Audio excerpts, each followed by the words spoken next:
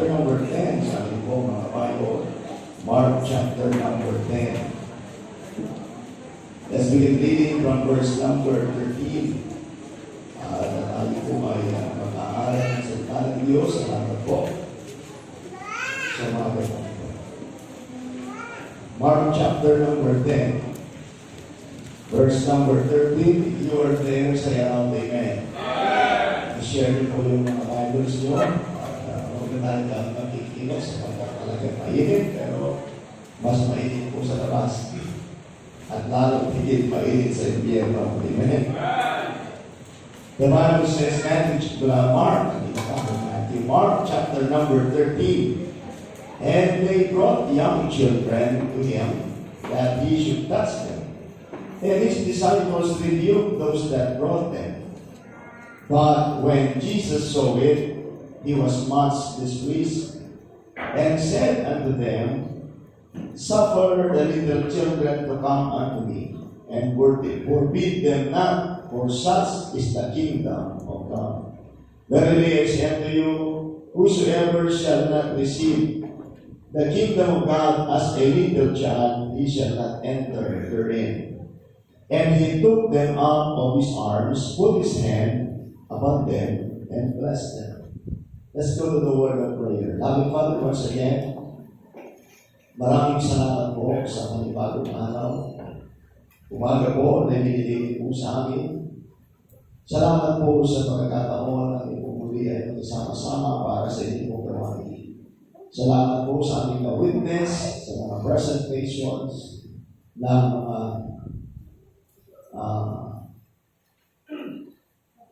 kabataan o mga batang inaalagaan natin sa Sunday School. Maraming salamat po sa ministry ng church. Salamat sa mga batang inilalagay po sa simbahan. Muli Panginoon, dalangin po sa aming pag-aaral ngayong po umaga ay patuloy na ma-encourage ang bawat kabataan, ang bawat magulang, and most of all, even the members of this church, to be involved in this kind of ministry. Gamitin mo ko na challenge sila ngayong umaga to understand what we have for this morning. I can do nothing without this, so please help me. Kung meron mang discourage ngayong umaga, hindi na, may karamdaman, may mga suliranin, dalangin ko po, dear Lord, kayo po ang patuloy na magpala. Tulungan po kami. Salamat po, Ama, at umaasa kami na kami po ay makakatanggap ng mga pagpapala mula sa inyo po mga salita. Salamat po, dear Lord. Patawarin po kami sa aming mga nagawang pagkukulang at pagkakasala. Ito po kami pinapasalamatan at pinadalangin po sa inyo sa pangalan ng Panginoon Jesus. Amen. Thank you so much. Good morning. Please be seated in the presence of our God. Now, dito po sa ating talatang binasa, ito po yung pangyayari. Nakikita po ba kayo? Amen? Wala na po muna sa ating lalabas. At sa pagpupunta na. Dito na po tayo lahat nakatingin. At sandali lamang po yung panahon. Kaya mahalaga na tayo po ay makinig at tayo po ay matutunan mula po sa salita po ng Diyos. Now, dito po, ito yung pangyayari during the earthly ministry ng ating Panginoon. Pag sinabi natin earthly ministry ng ating Panginoon ay during na nandito po siya sa lupa. By the way, para sa halaman ng lahat, ang ating Panginoon ay nag-stay dito sa lupa. Siya ay Diyos na nagkatawang tao, nagpakita sa kanyang mga disciples, nakasama ng kanyang mga disciples, at nagturo sa kanyang mga disciples. At hanggang sa pagkakataon na siya po ay nabago doon sa cross, namatay, hinilibing at muling nabuhay. And after that, nung siya'y nabuhay, nagpakita muli siya sa kanyang mga disciples na nakarecord ang kanyang sinabi sa Matthew chapter number 28, verses 19 to 20. Sinasabi niya, all power is given unto me. Go ye therefore and teach all nations, baptizing them in the name of the Father, and of the Son, and of the Holy Ghost. teaching them to observe all things whatsoever I have commanded you, and lo, I am with you always, even unto the end of the world, the earth. Amen. Now after that, nung siya umakit ako sa langit, in the book of Acts, nakita ng mga disciples sa ating Panginoong Jesucristo umakyat sa langit. At ang sabi ng kanyang mga disciples, though yung mga tao po ay, sila po ay natutulala sa Acts chapter 1 in verse number 11, sabi niya, bakit pa kayo nasa kolokyan ng nanalita?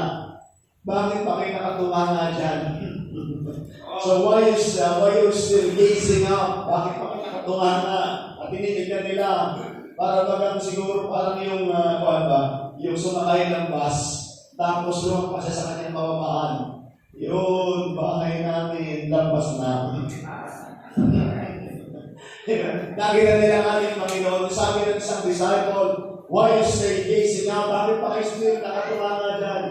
Sabi na, ang ating Panginoon na umakyat, nakita ninyo na umakyat ng langit, the same, siya muli ay babalik. At alam niyo po ba na yan po ang hinihintay ng bawat mananampalataya? Yung pababalik ng ating Panginoon. Kaya nga po isang kagalakan na tayo bilang mga Kristiyano ay hanggang meron po tayong pagkakataon ay patuloy tayo gumawa for the glory of God. At kung paano naman yung ating kamatayan, hindi pa rin lugi ang Kristiyano sapagkat ang Kristiyano ay meron katiyakan ng kalangitan kung kayo tumanggap sa Panginoong Jesucristo bilang tagapagligtas.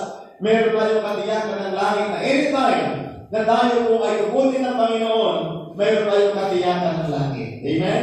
Kaya das encouragement sa bawat Kristiyano to keep on going. Normal po na kapagod po tayo, nahihirapan tayo. May mga pagkakataon na tayo ay nahihirapan.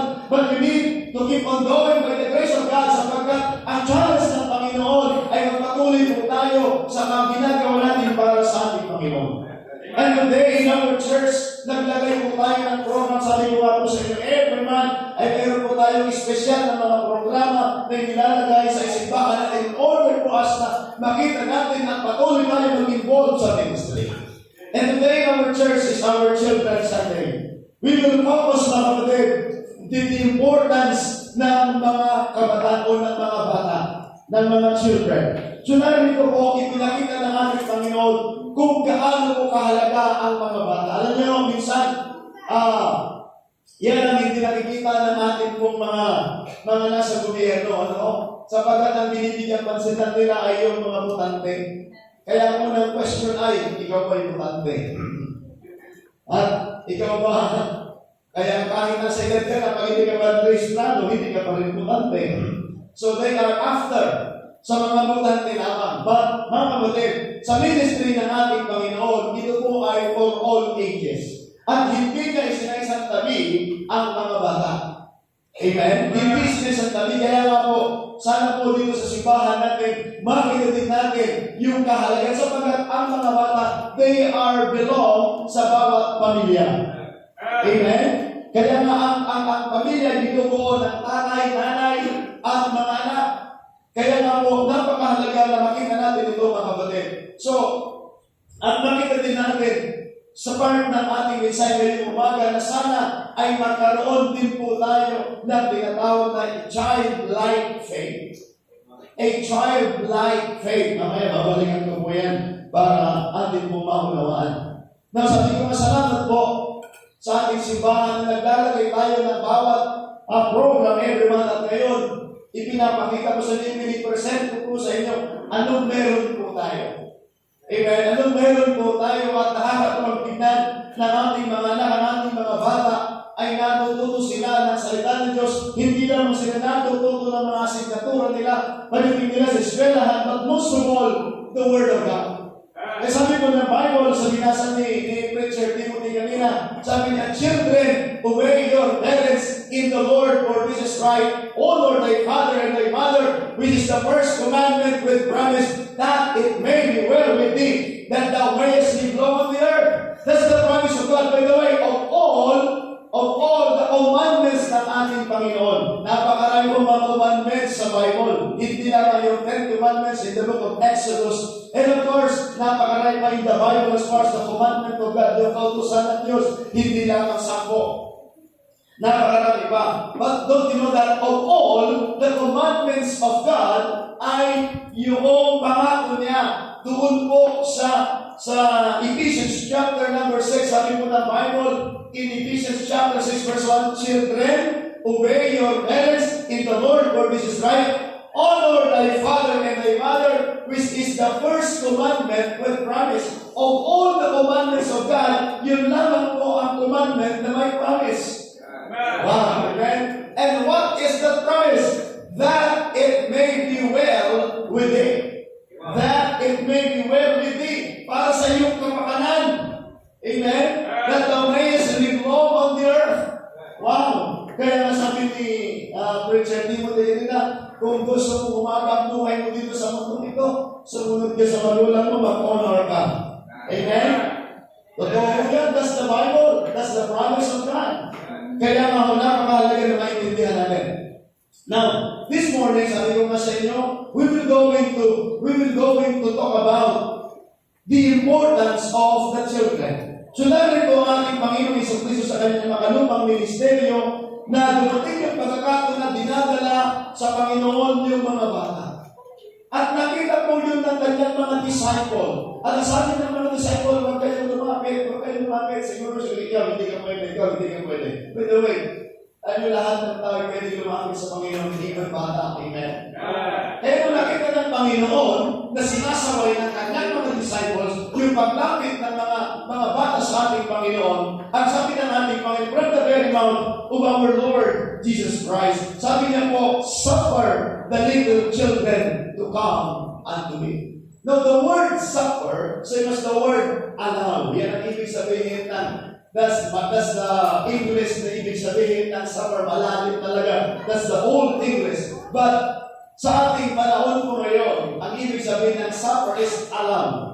Okay? Kaya palitan ko po, permit me to para maintindihan kailangan po ng maigi, permit me to use the word allow. Kaya nga, allow the little children to come unto me.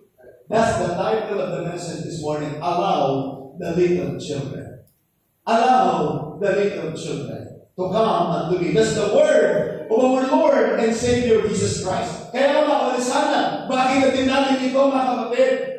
At sana tayo kong mga adults, tayo mga matatanda, tayo kong mga adults na kapatid, ay nakita din natin na even ang mga bata ay binigyan ng importansya ng ating Panginoon.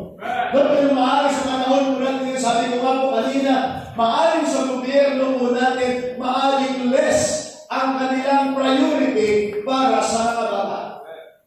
Maaari ang binibigyan lamang nila ng importansya ay yung mga butante. At hindi natin nakita yung pangangailangan ng mga bata. Pero dapat natin maintindihan that ang mga bata, they are still part of our community. They are still part of our family. Kaya sabi ng Panginoon, allow the little children to come unto me. Kaya napakaganda na makita natin dyan. Kaya nga po sabi ko sa inyo, as the first point na aming pinag-usapan is acknowledge the significance or the importance of our children's Sunday school. Kaya dito po sa simbahan natin na kapatid, sabi ko nga po sa inyo, every Sunday, maaari pa rin dito kayo sa auditorium, hindi niyo pwede sila nakikita na nag-i-exist yung mga bata dito is because meron po tayong lugar para sa kanila na ibinibigay upang na sa gayon, tuturuan sila talaga ng mga bagay tungkol sa Panginoon. Of course, maaari hindi pa nila matatagal kagaya ng the way na nagturo po ako. But, naglalagay po tayo ng mga teachers na mula doon, meron yung panahon na sila po ay nag-color. Anong kinukoloran po nila? Mga Bible words, mga Bible verse, mga Bible pictures. At mula doon, nagsisimula sila na matututo. And sabi ko nga po sa mga teachers, kung pwede nilang i-drawing para maintindihan ng mga bata at ipaliwanag sa kanila ng maigi. Of course, alam po natin na ang mga bata ay mayroong limitasyon yung panahon na sila po ay makikinig. Hindi sa ng pagkakataon ay mapapaupo mo sila at makikinig sila na kaya ng mga adults. Although may mga adults nila para makatiyang po, minsan bigyan na mapalabas. Amen. Pag tinamaan ng mensahe na kapatid, biglang napapalabas at biglang parang napapasingan na hindi naman. But of course, alam ko natin na yung mga bata, mayroong limitasyon ang kanilang pangunawa. That's why, inilalagay natin sila. Kaya nga po, sa programa natin ngayong umaga ay makita natin, we need to acknowledge the significance or the importance of children Sunday school, mga kapatid. How it is valuable in our church community. Let me tell you, mga kapatid, mahalaga ang mga bata. Amen. Amen. Mahalaga ang mga bata. They are still part of our church on the babies. Hindi ba sila nabaptize? Yung iba sa kanila, mahal, hindi pa nabaptize. But let me tell you, gusto kong ipaunawa sa inyo at makita natin ang kahalagahan ng mga bata, and they are still part of our community. They are still part of our church. That's why we need to give importance sa mga bata. Kaya tayo mga kung sinasabi sa mga magulang, maaaring alam nyo, hindi po lahat ng mga bata na nandito ay nandito ang kanilang mga magulang. Some of them, yung kanilang mga Sunday school teachers, yung mga nagsusundo po sa kanila, sila yung mga tumatayong magulang po nila. Kaya kasi nasabi ko sa mga fathers, sa mga mothers, and even to the young people, we need to extend our time para sa kanila. I-extend natin yung pagmamahal natin sa kanila na maramdaman nila na maaaring na ilan sa mga batang yan na hindi nararamdaman ang pagmamahal ng kanilang mga magulang. But meron po tayong simbahan, pinag-reverse na tayo na mag-i-extend, mga kapatid, na kanilang pagmamahal sa kanila ay mararamdaman nila yung presensya ng mga magulang. Kaya nasabi ko nga sa inyo, mga kapatid, i-acknowledge natin yung kahalagahan ng mga bata. Kaya nga sinasabi natin mga bata lamang, pero mga kapatid, mahalaga yan even sa harapan ng ating Panginoon. That's why sabi ng Panginoon, suffer the little children to come unto me. Kaya napaganda na ang mga bata sa kanilang murang edad pa lamang ay matuto silang lumapit sa Panginoon. We need to be thankful to God na ngayon makakita po tayo ng mga bata ngayon na nagbibigay ng verse kung umaawit para sa Panginoon. Sapagkat pag hindi na try ng mga bata ngayon, one day, sila yan yung mga bata magiging problema ng ating lipunan. Kaya kami dito acknowledge the presence of the children. That's why, brethren, we need to be reminded, our congregation must be reminded that Jesus valued and welcomed the children. Ganon din naman po sana tayo bilang mga Kristiyano dito sa congregation po natin, mga kapatid. We need to be reminded, mga kapatid, na sila po ay mahalaga at sila po ay mahalaga higit sa harapan ng ating Panginoon. Kaya alam nyo, minsan sabi ko nga po sa inyo, hindi natin nakikita ang kahalagahan ng mga bagay unless na mapunta tayo, magkaroon tayo ng involvement sa bawat ministry. Kaya kasama wag naman tayo maging nakasarili dito sa simbahan natin, mga kapatid. If you are members of this church, sana makita natin, let me remind you, if you are part of this church, ang mga bata ito, they are still part of the mga kapatid. Kinakailangan mag-exert tayo ng effort. Hindi ho madali. Sabi ko nga po, may mga pagkakataon na literal na pananalita. May mga pagkakataon na maaaring iba yung amoy nila sa amoy natin. Naintindihan niyo po ba yun?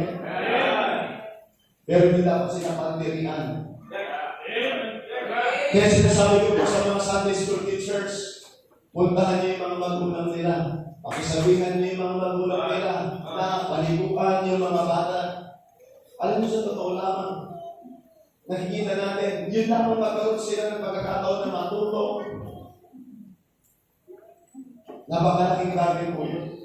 Kaya sabi ko nga po sa inyo, mga kapatid, tinuturuan natin sila, nagtsatsaga yung mga teachers na sila ay nagiging magulang ng mga bata pupunta dito every Sunday. Although honestly po, iba't ibang attitude meron po sila.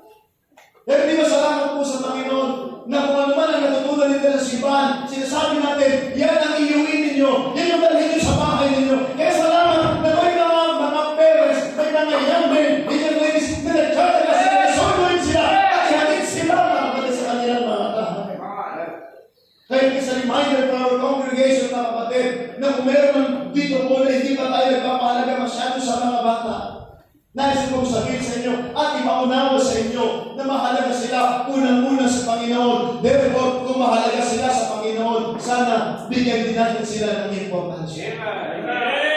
And we need to be thankful to God na nakikita natin yung kahalagahan ng mga bagay nito. Marami pong mga tao, sabi ko nga sa inyo, ang mga tao po ngayon ay maaaring discriminate itong mga batang ito natin sinusundo. Kaya sabi ko masalamat po sa mga members ng ating simbahan na nakikita nila yung kahalagahan ng pagtsagaan ng mga batang ito. Karapat natin sabi ko, takot-takot talaga ng tsaga. But mga kapatid, don't you know that as you give importance sa mga bata na yan, nakikita ng Panginoon yung puso ninyo. Kaya allow the little children to come unto me, sabi ng Panginoon. Therefore, ipagpatuloy natin yung ministry na mayroon po tayo. Ipagpatuloy natin, thank God, that we can be a part sa ministry ng simbahan dito sa Fort Bonifacio. Sa Fort Bonifacio, na narating dito sa Salapungan at narating sa anong lugar na doon yung mission ng ating mga simbahan. Kaya na consider the text. Let me read once again, brethren. Yung sinabi ng ating Panginoon, allow or suffer the little children to come unto me, sabi ng ating Panginoon. And forbid them not, for such is the kingdom of God. Anong ibig sabihin nito? Kasama din sila sa kingdom. Kasama din sila sa kaharian ng Diyos. Kaya kita niyo mga kapatid, gaano pinahalagahan ng Panginoon. Hindi lang ang Panginoon na nakapokus sa mga adults, hindi lang ang nakapokus sa mga professionals. Hindi. Maging ang mga bata ay binigyan pansin ng ating Panginoon. Kaya nga po mga kapatid, consider ano yung sinabi ng ating Panginoon. Allow the little children. Nakita nyo, nung ang mga bata yung malapit mga kapatid sa ating Panginoon, yung mga disciples ay sinasaway sila na lumapit sa Panginoon. Pero sabi niya, huwag mo silang sawayin. Alam niyo ang pinakamaganda na sa murang edad ng mga bata, they learn to pray, they learn to be thankful to God, and they learn yung magpasalamat sila sa Panginoon. Kaya salamat sa mga teachers, salamat sa mga kapatiran na nag-iinvolve sa pagtuturo, pagsusundo, at pag-aalaga, at even pagluluto ng mga pagkain ng mga Duwata every Sunday. Kaya pinakita ng Panginoon yung kahalagahan ng mga bata. Kaya ganoon din po tayo mga kapatid, let's keep on going. Dapat natin maintindihan, our labor is not in vain in the Lord. Don't you know that some of our Sunday school teachers today, nanggaling sila sa magiging Sunday school kids? Ilan sa mga Sunday school teachers na nandun sa Fort Bonifacio sa ating simbahan, and before, sila po ay Sunday school kids. And now they are teachers as well, dito po sa ating simbahan. Kaya magpasalamat po tayo, at least natututo na gamot ng puso ng bawat isa. Kaya malalim yung kahalagahan mga kapatid. And let me tell you about mga kapatid, about sa bata, sa faith ng bata. Alam niyo po ba, na napaganda po sa bata mga kapatid, ay yung kanilang kamusmusan, pero bagamat sila mayroong kamusmusan, ay nandoon yung kanilang pananampalataya pag natutunan nila ang magtiwala sa Panginoon. Kaya alam niyo na maganda sa bata, madaling maniwala. Kaya alam niyo ba, kung madaling maniwala ang mga bata, kinakailangan turuan natin sila at ituro sa kanila ang tama. Sabagat ang nakakalungkot na sa murang edad nila, madali silang maniwala, ang pinaniwalaan nila ay mali. Are you listening, man? Yan ang isa sa katangian ng bata. Ang bata ay madaling maniwala. Kaya nakakalungkot kapag yung madaling maniwala ay nakurap. Just imagine, yung mga bata, madaling sila maniwala. Paniniwalain yung mga bata na okay ang sugal, okay ang bisyo, okay ang mga ganito. Yan ang nakakalungkot na kapatid. Kaya masalamat po sa Panginoon. Alam niyo ba na tayo sa habang nag-minister po tayo, nakikipagbuno tayo sa Diablo? Sapagat alam natin, maaari sa bahay nila, walang prayer. Maaari sa bahay nila, puro murahan dito, away doon. Pero salamat. Pag pinagin sila dito sa simbahan, narinig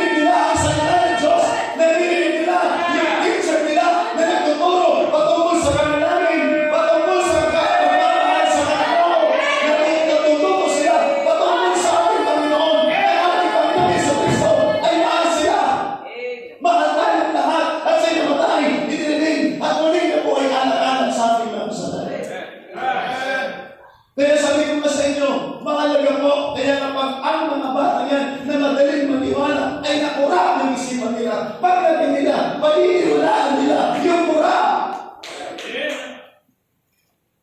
Kaya alas yung matignan, ginagawa natin na kapatid. Linggo, tinuturuan natin sila matungkol sa Panginoon. Pero pag uwi sa bahay nila, hindi natin alam anong meron. Paglabas nila sa kanilang mga tahanan, pag uwi nila sa kanilang mga tahanan, nandoon maaari yung tatay nila na hindi nagsisimba. Nandoon yung nanay nila na walang ibang ginawa kundi makipag-away sa asawa. Kaya sabi ko, maging maingat po tayo. Kaya of course, nakikipaglaban tayo. Kaya ilan sa mga bata, ilan sa mga tao hindi nakaunawa ng ginagawa natin. By the way, gusto ko ipanawa po sa lahat, hindi po tayo kumikita sa paghatid sundok ng mga bata yan. But that is our ministry because mahal natin ang Panginoon at naunawaan natin na mahal sila ng Panginoon. That's why ini-extend natin yung ginagawa natin para sa Kanya. Alam mo, sabi ko kasi mayroon one time, hindi ko talaga makalimutan yung pangyayari. At natuto akong sumagot. Diyan po sa area ng, yan, kung saan nanggaling, sina Marga, at ilan sa mga kabataan dyan. Ako pa lamang na nag-iisang nagsusundo. Back in those times na wala pa akong matulog. Ako lang yung nagsusundo Sunday morning, Sunday afternoon. Kaya kami salamat po at least marami na nakakatulong na nagsusundo. Amen? Salamat sa Panginoon sa mga nagiging part as far as our transportation ministry is concerned, pagkahatid sundo ng mga bata. And habang nagsusundo ko ako, nakita yung isang lalaking lumapit sa akin. Tapos sabi ko naman sa akin, sabi kaya ko lang naman ginagawa yan sapagkat kumikita ka sa mga bata yan. Kung kayo ang makarinig ng ganun mga kapatid, sigurado masasaktan kayo. Pero alam niyo po, sabi ko po sa kanya, ano po yung sinabi ninyo? Mahinaan na ako sumagot. Sabi ko, ano po yung sinabi ninyo? Ayaw na niya ulitin. Akala niya siguro, alam niyo po, sabi ko, kung ako po ay manloloko sa mga bata, kaya sabi ko, hindi ako pupunta sa squatters area. Hindi ako pupunta dito. Hindi namin pinagkakakitaan ng mga bata niyo. Mahal namin ang Panginoon, mahal po ang ministry, kaya kayo pupunta dito. Sabi ko, kung manluloko sa iyo, magkano nasa wallet mo para ibigay mo sa akin? Natulala siya. Sabi ko, sana po maganda sa mga kapatid sa church para makita ko niya ang meron po sa simbahan. Alam niyo po, ganito po ginagawa namin. Sabi ko sa amin. Susunduin ko, dadalhin ko sa simbahan, tuturuan namin. And after that, pakakainin, ihahatid. Tanungin mo yung mga bata yung magkano siningan ko sa kanila. Sabi ko, aming simbahan na hindi po negosyo. Pero sabi ko, salamat sa mga tao na nagbibigay sa simbahan para ang ministry namin magpatuloy. Kaya sometimes sabi ko, hindi nila naintindihan yung ginagawa natin. Ngayon nakita niyo po, talamak, babahay-bahay ang mga politicians, gagawin nila ang lahat para sila makapunta sa kanilang posisyon. Sabi ko nga, nagkikipagyakapan kahit hindi nila kakilala. Talagang lahat, ginagamayan. Pero ang tanong yan, after that, what will happen next? Abangan, susunod na kabanata. Babayo mo mga kapatid, bilang mga magagawa ng Panginoon. Yung mga Sunday school teachers, atin yung mga soul winners natin. Kung nakikipagsabayan tayo ngayon na pumunta sa mga area, nakakasabay natin yung mga nangangampanya. Pagkatapos ng May 12, wala na kayo makikita. Tayo na naman ulit. Amen? Tayo na naman ulit na every Saturday, every Thursday, every Wednesday, every day, pumunta sa mga area, nangangatong ng tahanan at ipinapakilala ang Panginoong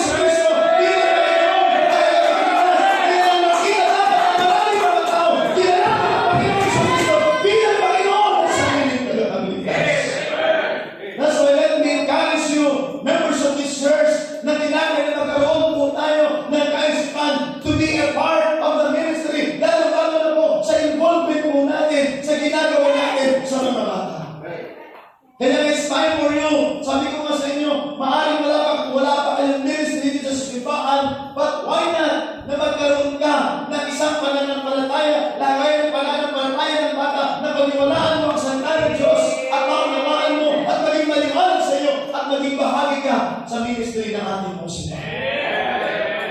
Let me encourage you, young people, let me encourage you, fathers and mothers, let's keep on involving in our Sunday school ministry, in our fencing visitor ministry, in our transportation ministry. With the way, sabi ko sa inyo, ang pangarap ko, madagdagan pa tayo ng maraming mga sasakyan na doon masusunod natin sa ating mga batang sinusunod. Salamat po sa Panginoon, may provide by the way. Kung mayroon man isa sa pinagkakasusan ko natin sa simbahan na malaki, ay yung ating transportation ministry. But then, salamat po. The church was able to survive with the grace of God. At kailanman, never a single Sunday na hindi tumakbo ang ating masasakyan sapagat wala ng pandisel, sapagat wala ng panggasolina. Praise God! Gagawin natin ang awat ng ating kakaya sa tulong at biyaya ng Panginoon. Maghihigpit tayo ng sentron para lamang ang mga sasakyan ay tatakbo para sa mga bata at sa church at tulungan sila. Lahat mga bagay na patungkol sa church. Kaya mga members of this church, mga kapatid, I hope nakikita ninyo na sana pupunta ang ating ibinibigay. Kaya salamat po. Let me encourage you this morning na patuloy na magkaroon po tayong involvement sa bawat ministry ng ating pong simbahan. And this is really a church, mga kapatid. Kaya masalamat. Meron po tayong sakripisyong ginagampanan. Kaya sana naman, mga kapatid, that would encourage us na habang nakikita po ninyo ang mga bata na nandito, na pinipresent natin ang ministry, meron po tayo, sasabihin mo, salamat, meron akong bahagi. I thank the Lord for the people of this church, mga members of this church, yung anak ninyo, at nakikita ninyo na isang araw kung gaano kayo pinagpalan ng Panginoon. Yun din sila magpapalain. Bakit? You learn to love the Lord and you learn to love the ministry. Kaya po tayo. Kaya mga kapatid, let me encourage you this morning to keep on supporting the ministry na meron po tayo dito sa simbahan. Most of all, our Sunday school minister. Kaya kasi sabi ko nga sa inyo, maaari hindi mo yung nakikita kayo kung mga drivers. Ang nakikita lang natin minsan yung kakulitan ng mga bata. Let me encourage pastors, maaari nakikita nyo lamang ay yung kakulitan ng mga bata. Pasalamat po. Yung nakikita natin, magkakaroon po tayo ng bahagi para sa ministry.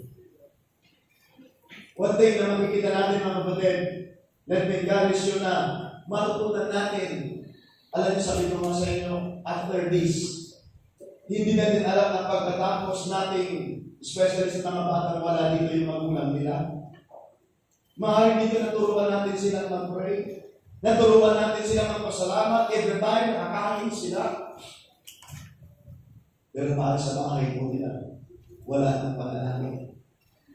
At hindi man napaganda na kung matutulungan natin ang mga bata nito, sila ang magdadala ng panalangin sa bahay nila. Sila ang magdadala ng salita ng Diyos sa bahay nila. Sila ang magdadala. Although sabi ko, alam niyo kung ginagawa nila, very challenging. Mahirap ito. Maaaring tinuturuan natin sila. After that, hindi din alam ano naman bagay ang magdadala nila sa bahay nila. But let's keep on going. We need to be serious sa ginagawa natin sapagkat maaaring God will do something in the heart of this young men and young ladies and the kids na tinuturuan natin.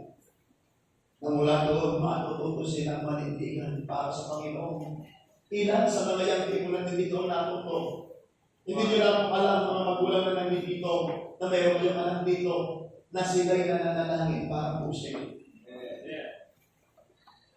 Sila'y nananalangin na sana mo yung tatay ko masay, sana mo yung nanay ko masay, sana yung nanay tatay ko maintindihan nila ang gawain ng Panginoon.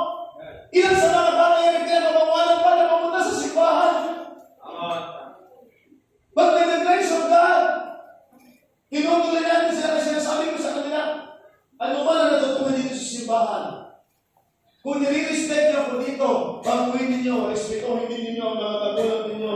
Kung dito nag-pray kayo, let's keep on praying. Na sana isang araw maakin ninyo yung mga magulang ninyo.